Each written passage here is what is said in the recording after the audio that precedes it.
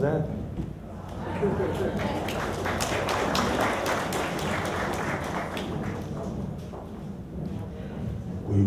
Não fui eu, Nazário. Não, naquela vez estava falando sobre o desenvolvimento, me pareceu importante, uma coisa que é comum, o médium começa, ele vibra muito, ele sente muita vibração, e depois ele começa a sentir menos. Aí ele acha que ele está piorando, vamos dizer, está perdendo, na verdade, diminuindo ele tem a capacidade mediúnica dele. Não, pera um pouquinho, ele falou que ele começa e depois o que acontece? No começo ele vibra muito, ele sente muita vibração, treme tudo, treme, e de repente aquilo vai diminuindo, né? E ele pode entender muito, questiona isso, pô, acho que eu estou perdendo a capacidade de sentir, você explicar um pouquinho isso. Isso aí é o seguinte, isso eu aprendi não. O meu pai santo de Mundo Ferro, um dia eu estava no terreiro, foi assim, eu estava no terreiro com ele e ele me mostrou. Fernando, olha aquela médium. Tinha uma médium incorporada estamos chamando de Iemanjá, e ela estava com ela mesmo. Ela estava com um sorriso no lábio, barata que ela estava lá. E aí ele disse assim para mim, olha, ela está incorporada na energia, na vibração, não é na entidade. Chamou o ponto de Iemanjá, e ela se envolveu, ela percebeu aquela vibração de Iemanjá e ela incorporou, quer dizer, ela não chegou a incorporar, ela simplesmente vibrou dentro daquela energia. Aí ela começa a perceber, e aí começa a ficar mais difícil, porque já não é tão fácil como perceber a vibração coletiva, né? Ela começa a perceber individual, aí começa a Iemanjá a se incorporar. Ela já sente um pouquinho mais de dificuldade, pode ser isso, não sei. O que é? A explicação Pela afinidade também, né, Bertrand? Quanto mais ele incorpora, mais suave fica, menos vibrante fica, é normal isso. Né? Sim, tá. No começo sentia muito, hoje não sei. Na verdade. É assim, né? Porque é o ajuste, é isso, agora eu entendi o que você está falando. É o ajuste, ele se encaixa aqui, né? Ele vem aqui e se encaixa. A entidade vem, não está bem adequada ainda a vibração da entidade para o médium. Então dá um choque. De repente ele começa a receber, você vê e começa a se encaixar. Aí fica mais suave a entidade. A incorporação da entidade, e ela começa a tornar quase que imperceptível na continuidade dos anos, não é? Eu sempre falo isso, o Pai Maneco, assim, quando me vem incorporar o Pai Maneco, acha que eu não estou nem incorporado, tá vendo? Nossa, faz anos que eu trabalho com ele, então já finizei com ele de um jeito tal, que é assim, e parece que até que eu não estou incorporado. É isso. É isso, né? Não mais?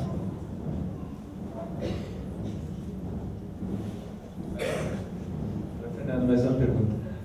O senhor estava falando, né, da necessidade dos médiuns estudarem e tal. Na questão do ponto riscado, você ver pontos, você procurar pesquisar sobre isso, pode influenciar na hora que o caboclo for riscar o ponto, ou seria melhor você não ver sobre ponto e vir por intuição? Não, procurar ponto riscado não é bom, mas também não é proibido. Porque se você estiver bem incorporado, ele não vai riscar o ponto que você viu, ele vai riscar o ponto da entidade. E se você for riscar um ponto inventado, eu ao menos descobri. E você vai pagar amigo. Então,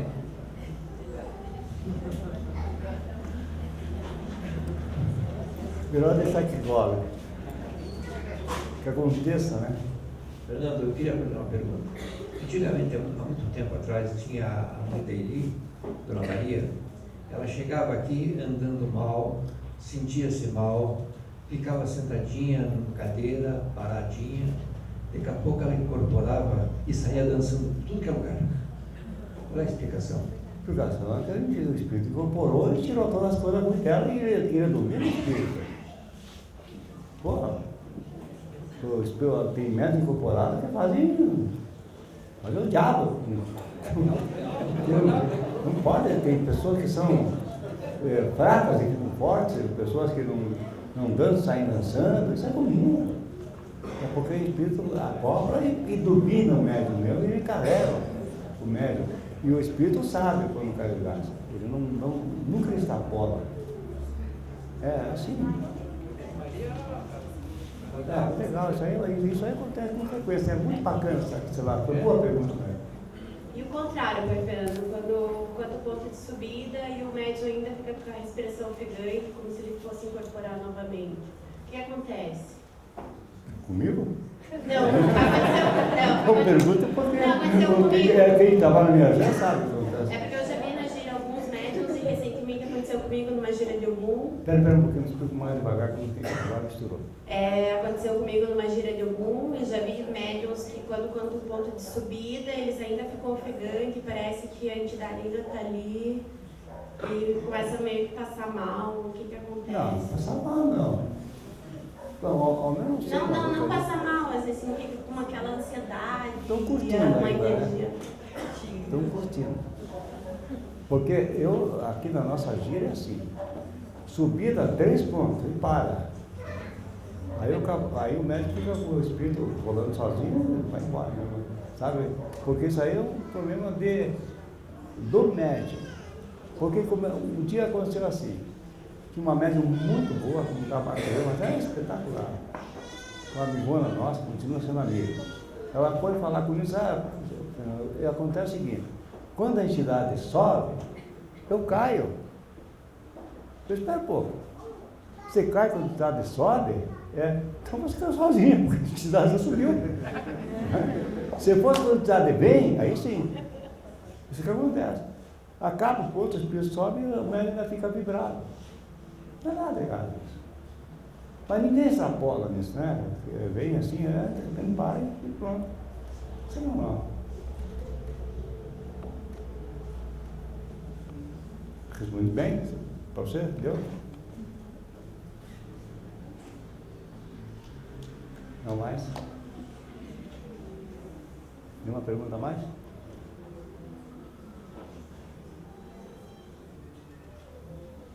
Falou muito rápido.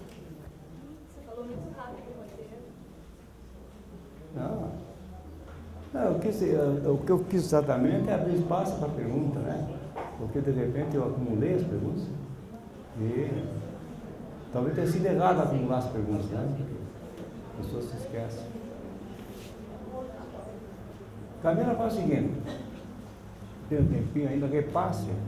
Desde o começo vai repassando, se alguém tem uma pergunta a fazer sobre. O que é mediunidade?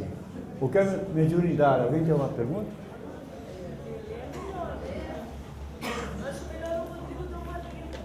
É? Não, está escrito. Diga, Rodrigo, ajuda aí. Faça aí. Quatro as pessoas esquecem a pergunta, né?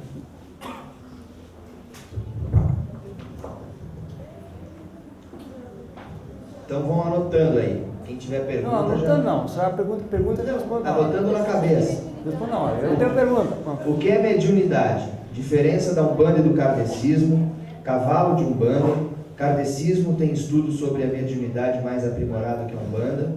Qualidade cultural do médium. A grande arma da Umbanda é a criação de campos de força.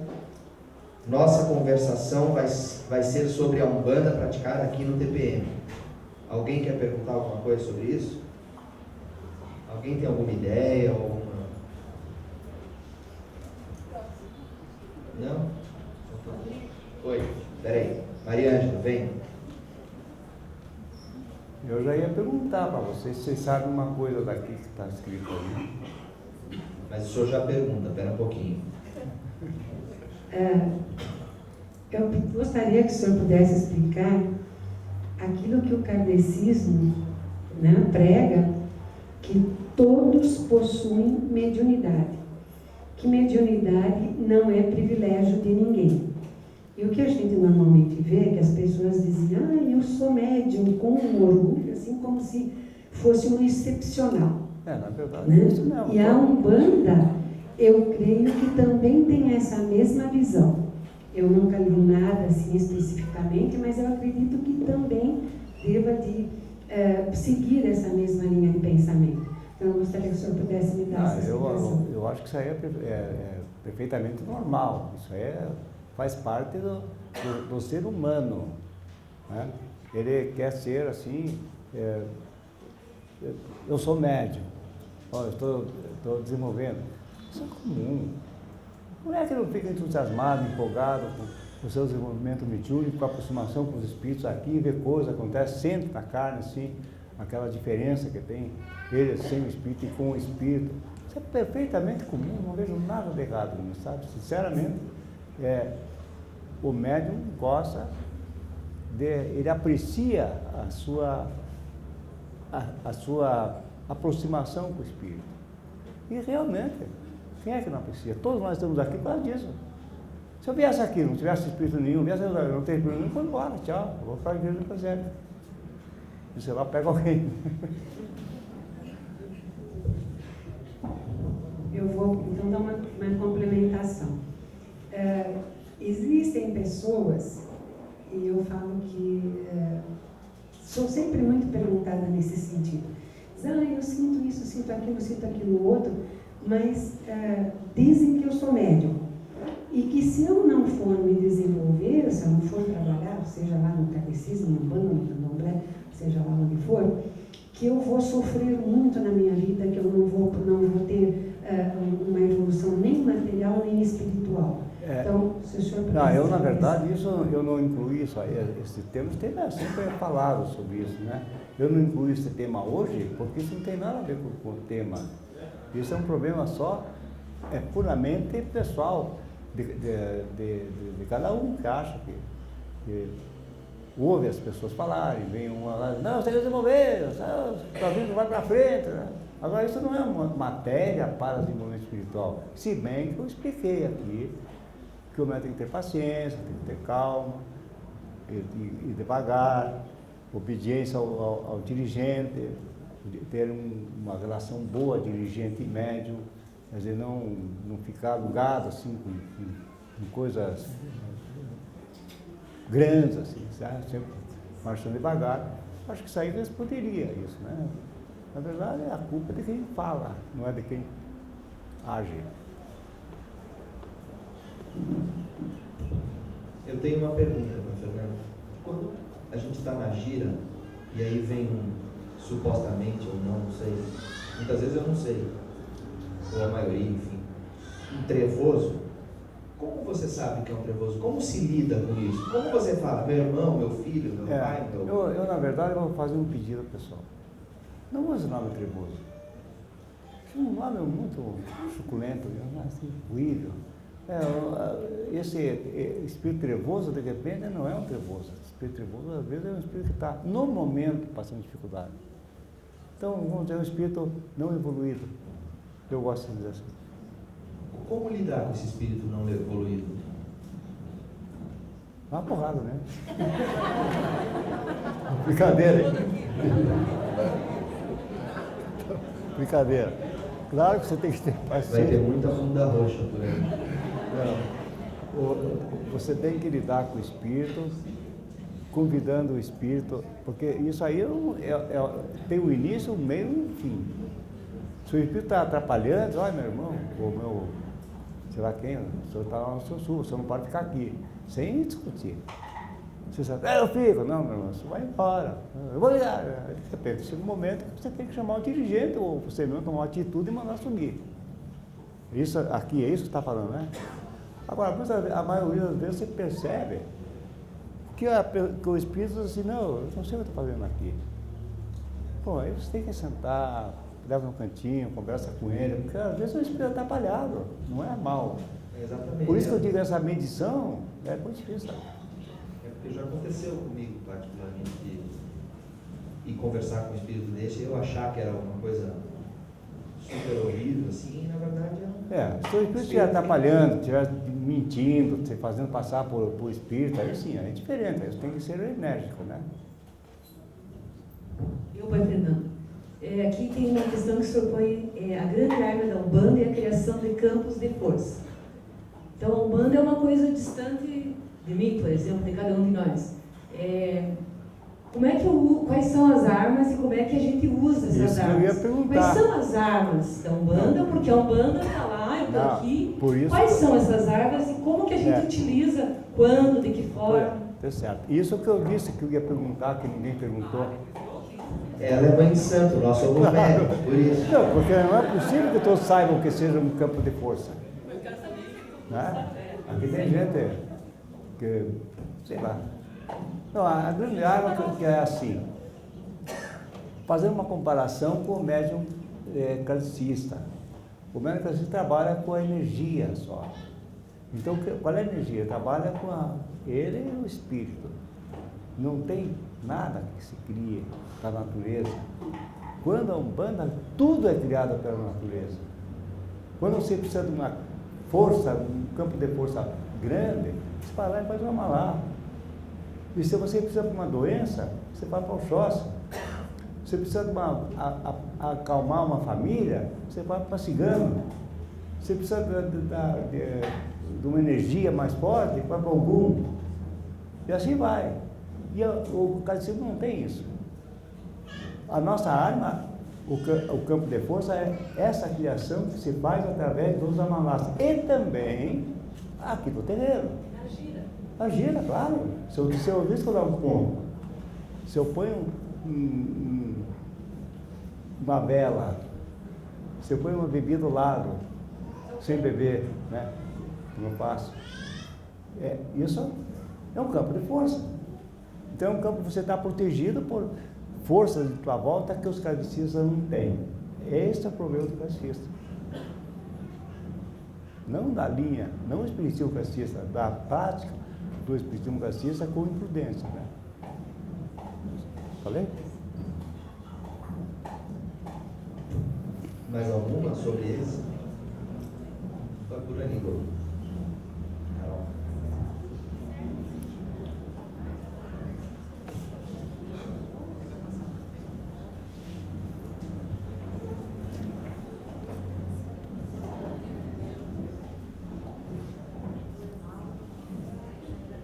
Tem um profissional trabalhando e o profissional de audiovisual, quando passa na frente, fica pé da vida.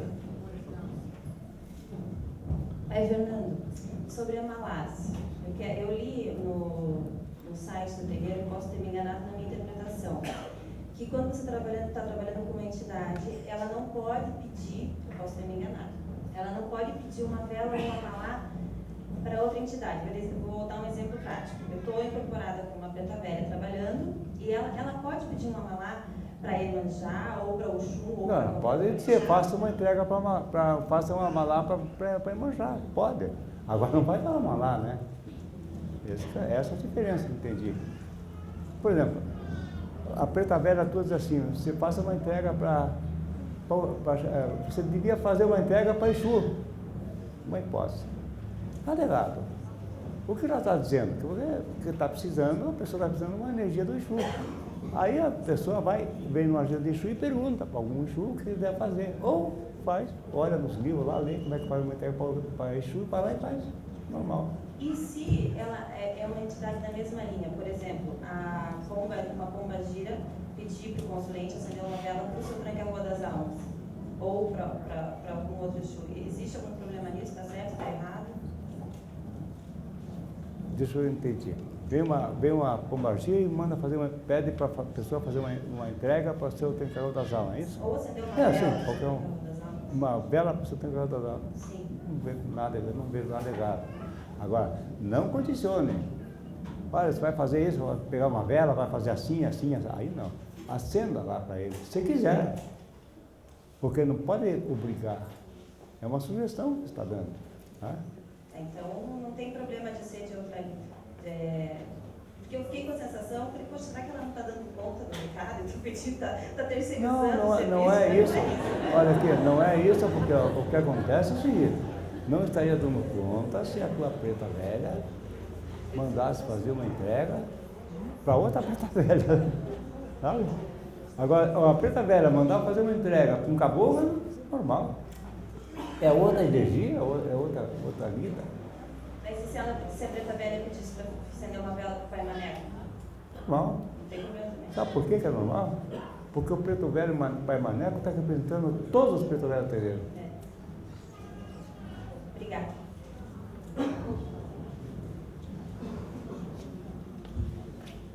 Próximo tópico: desenvolvimento. O médium mistura os seus pensamentos com o do espírito. Vibração e incorporação. Médium sonambúlico. Terceira energia. O segredo é a paciência. Alguém quer falar alguma coisa sobre isso?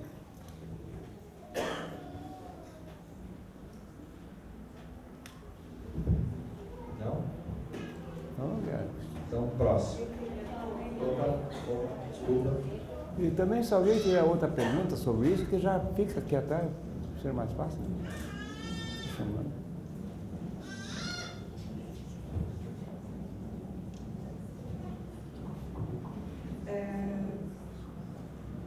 Pensando no café com leite, o médium ele tem uma interferência de quanto mais café ou quanto mais leite, ou isso Claro que é uma tem. coisa fora? Claro que tem. Isso é uma disciplina do médium. Por isso que eu estou falando. Por exemplo, você vai incorporar uma hipótese. Você vai incorporar uma preta velha. Então, incorporou a preta velha. Aí você criou uma união tua com a entidade. Está criada a terceira força.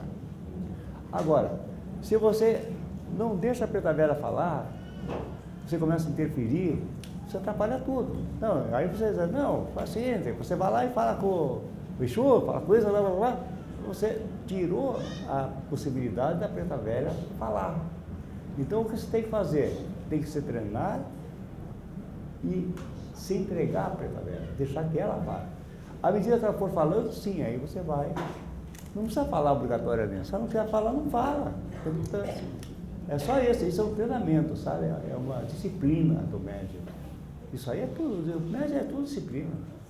A diferença é brutal. Na hora em que o médium entende que quem tem que falar é o espírito, não é ele.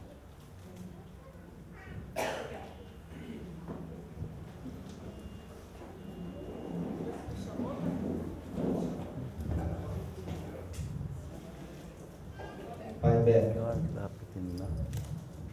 Não quero ser chato, tá chato. Sr. Fernando, eu não tenho uma pergunta específica minha, mas eu gostaria, já que ninguém perguntou, gostaria que você falasse com relação ao médium, misturar o pensamento dele com as intuições da entidade, porque é muito comum.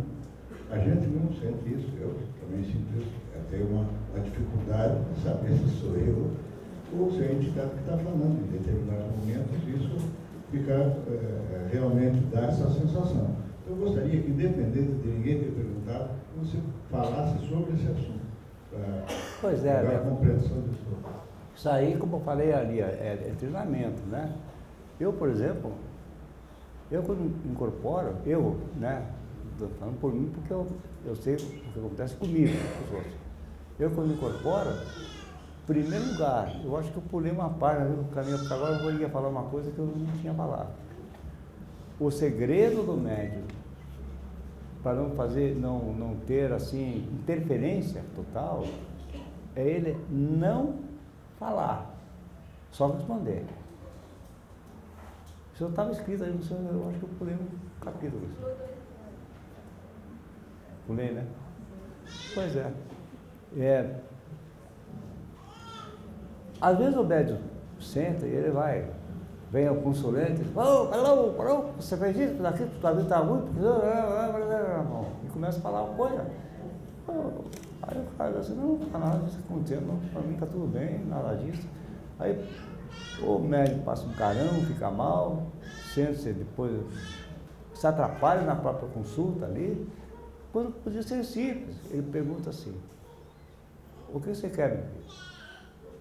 Eu não quero nada. Então, boa noite, pai, chama outro. Isso o quê? Você não tem que inventar, ficar falando, não, você é isso. E tem mais, aproveitando esse gancho, médium que faz previsões ruins para os consulentes, não pode aqui no terreiro, hein? Olha, a tua mulher, o teu marido, é isso, aquilo, tal, namorado, namorada, você vai ter um desastre, você vai ter o pé de borracha, que implica esse nome, né? Pé de borracha. Um dia eu estava num terreiro, já contei só, vou contar outra vez. Então o terreiro veio não aqui. Não sei por que um terreiro qualquer, o médico, um espírito chegou para mim e disse assim, ô, meu, você cuidado, eu vou ter o pé de borracha. Pé de borracha é caro, né? Claro. Então você, tá bom. Aí ele disse, meu pai, peraí, não vai embora não, vem cá. A gente precisa terminar a consulta. Eu não perguntei para o senhor disse para eu tomar cuidado com o meu pé de borracha. Qual é o cuidado que eu devo ter? Não sair? Andar mais devagar? Mais depressa? O que eu faço? O senhor agora vai me explicar. Sabe o que aconteceu? Na mesma hora ele subiu. Sumiu do terreno. Por quê? Foi se meter a fazer uma besteira? Não tinha que abrir a boca. É isso. Denise.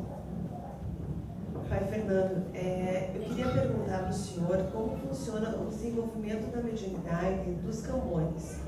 Porque a gente percebe que muitas vezes os médiuns, quando entram ou já estão aqui, eles não gostam muito de ser Camões, ou eles pensam que só desenvolve se estão incorporando no meio.